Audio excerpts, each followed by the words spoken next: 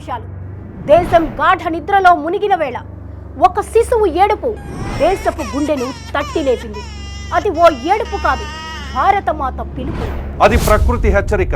చరిత్ర బద్దలయ్యే సమయం దగ్గర పడిందని, ఈ రాత్రి శత్రుమూకల చివరి రాత్రిగా మిగలబోతోందని, భరతమాత తల వంచిందన్న అవమానాన్ని ముగించడం కోసం ఓ రైతు, ఓ ఉద్యోగి, ఓ విద్యార్థి అందరూ ప్రశాంతంగా గాఢ నిద్రలో ఉండగా మన భారత సైన్యం నిశ్శబ్దంగా గగనతలంలోకి ఎక్కుపెట్టింది.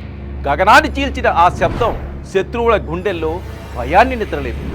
వాళ్ళు మతం పేరుతో మానవత్వం మీద చీకటి దాడి చేశారు. మనం మాత్రం మెరుపులా మారి శత్రువు గుండె మీద భారత విజయ గర్వాన్ని చాటి చెప్తాము.